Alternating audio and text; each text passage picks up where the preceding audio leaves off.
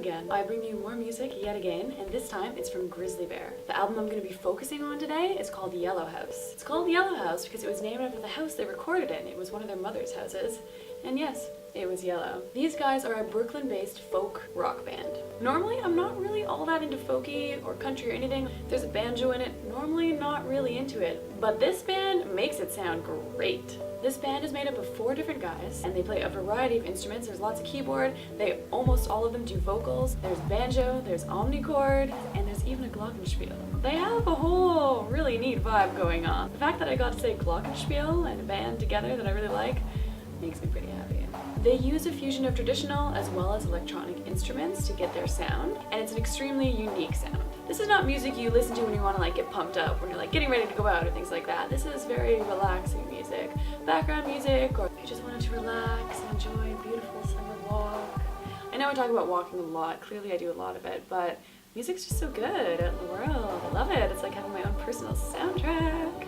So they have a sort of psychedelic rock folk thing going on with a little bit of experimental. You'll see certain songs like Beautiful Beautiful, Strange Experimental, Beautiful Beautiful, etc., etc. If that bothers you, you might not like it. It doesn't always have the flow that you might get from a regular song, but it's well worth it, and also you get used to it and you get kind of into it. It's pretty neat. The main thing about this band that I think puts them above a lot of bands for me, and the reason why I like them so much, is their music is dominated by harmony. And harmony, I think, is one of the most beautiful things.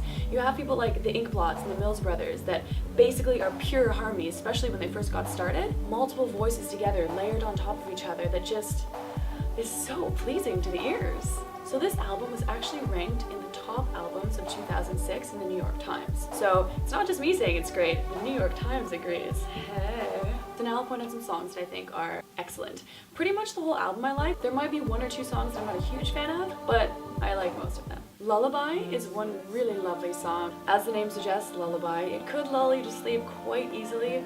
Very relaxing song, very smooth, very soft. Easier starts off with some really beautiful woodwinds and then works up to having, I believe it's probably the glockenspiel, but it could be a keyboard as well. It slowly builds and builds and builds, and again, it's just, I don't know, I feel like I want to go for a walk out in nature when I listen to this music, like walk through a field, see a beautiful sunset, be by a waterfall. Just really lovely music. They also have a song called Knife.